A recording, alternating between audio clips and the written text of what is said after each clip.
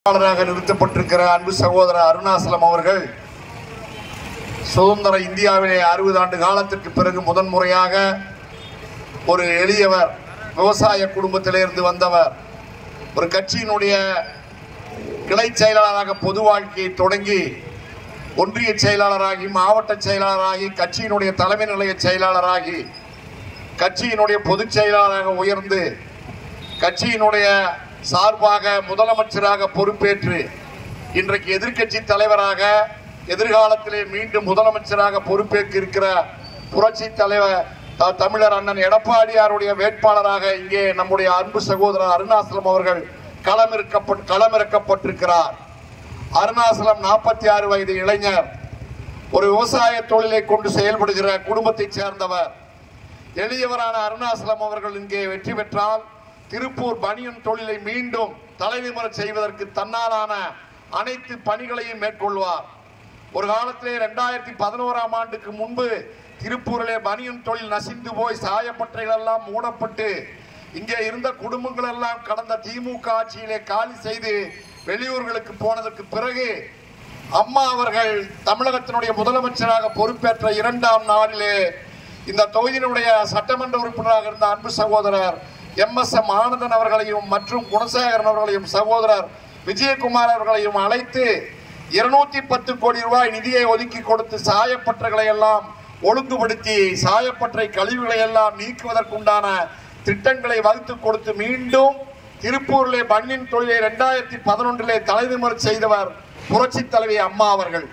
இன்றைய நிலைமை, திருப்பூர் பனியன் தொழில் முற்றிலும் நாசமாகி பனியன் கம்பெனிகள் எல்லாம் மூடப்பட்டு இங்கே வேலை செய்கிற தொழிலாளர்கள் எல்லாம் குடும்பம் வீட்டு வாடகை கொடுக்க முடியாமல், குடும்ப வாழ்க்கையை நடத்த முடியாமல் தன்னுடைய சொந்த ஊருக்கு குடும்பங்களை காலி செய்து கொண்டு போகிற நிலைமை ஏற்பட்டிருக்கிற இந்த சூழ்நிலையிலே மீண்டும் இங்கே திருப்பூரிலே பனியன் தொழில் தலை நிமிர்ந்து நிற்க வேண்டும் என்று சொன்னால், மீண்டும் இங்கே பழைய செல்வாக்குக்கு திருப்பூர் மக்கள் வர வேண்டும் என்று சொன்னால், தொழிலாளர்களுக்கு ஓயாமல் வேலை கிடைக்க வேண்டும் என்று சொன்னால் எடப்பாடியார் முதலமைச்சராக வர வேண்டும். மத்தியிலே நம்முடைய பாராளுமன்ற உறுப்பினராக அருணாசலம் அவர்கள் வெற்றி பெற்று டெல்லிக்கு சென்று திருப்பூர் மக்களுடைய நிலைமையை எல்லாம் எடுத்து சொல்லி மீண்டும் பனியன் தொழில் உயிர் பெறுவதற்கு என்னென்ன செய்ய முடியுமோ அவை அனைத்தையும் இளைஞர் அருணாசலம் கண்டிப்பாக செய்து நிறைவேற்றுவார். அதே போல இன்றைக்கு இருக்கிற சூழ்நிலையிலே லாட்டரி அதிபர் மார்ட்டின் இடத்திலே அம்மா அவர்கள் லாட்டரி அதிபர் மார்ட்டின் உட்பட அனைவரையும் இருக்கிற இடம் தெரியாமல் அடக்கி ஒடுக்கி வைத்தார்கள். ஆனால் இன்றைக்கு லாட்டரி அதிபர் மார்ட்டின் இடத்திலே 560 கோடி ரூபாய் லஞ்சத்தை தேர்தல் பத்திரமாக பெற்றிருக்கிறது திமுக. அதற்கு கைமாறாக பல வகையான லாட்டரிகளை தமிழ்நாட்டிலே மறைமுகமாக நடமாட விட்டு, ஆன்லைன் ரம்மியை நடமாட விட்டு அதன் மூலம் 560 கோடி ரூபாய் லஞ்சம் பெற்றது திமுக என்பது இன்றைக்கு வெளிப்படையாக சுப்ரீம் கோர்ட் ஆணைப்படி தெரிய வந்திருக்கிறது. லாட்டரியை அடியோடு அழித்து தமிழக மக்களுடைய வயிற்றிலே பசிக்கு பால் வார்த்தவர் புரட்சி தலைவி அம்மா. மீண்டும் லாட்டரி அதிபர் மார்ட்டினை உடனழைத்து வைத்து லாட்டரி தொழிலை செழித்துவங்க வைத்து ஆன்லைன் ரம்மியை தமிழ்நாட்டிலே நடத்துவதற்கு அனுமதித்து 560 கோடி ரூபாய் பட்டவர்த்தனமாக லஞ்சம் பெற்றவர் ஸ்டாலின். அதே போல இன்றைக்கு தமிழகம் போதைப் பொருள் கடத்துகிற மாநிலத்தை போதைப் பொருள் கடத்துவதற்கு தலைநகரமாக தமிழகம் விளங்கி கொண்டிருக்கிறது.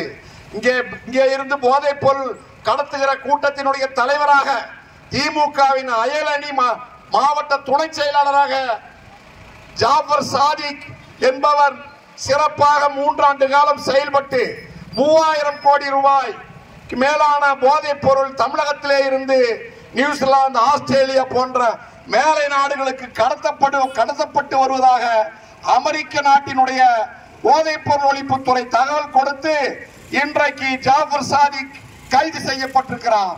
மிகப்பெரிய போதை கடத்தல் கும்பல் இன்றைய முதலமைச்சர் ஸ்டாலினுக்கு பின்னாலே செயல்பட்டிருக்கிறது என்பது இன்றைக்கு பட்டவர்த்தனமாக இருக்கிறது.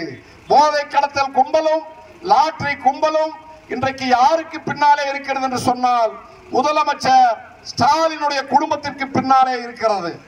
அதே போல போதை கடத்தல் கும்பலுடைய தலைவனுடைய சினிமா படத்தினுடைய இயக்குனர் யார் என்று கேட்டால் உதயநிதி ஸ்டாலினுடைய மனைவி கிருத்தியா இன்றைக்கு அந்த சினிமாவினுடைய டைரக்டராக இருக்கிறார்.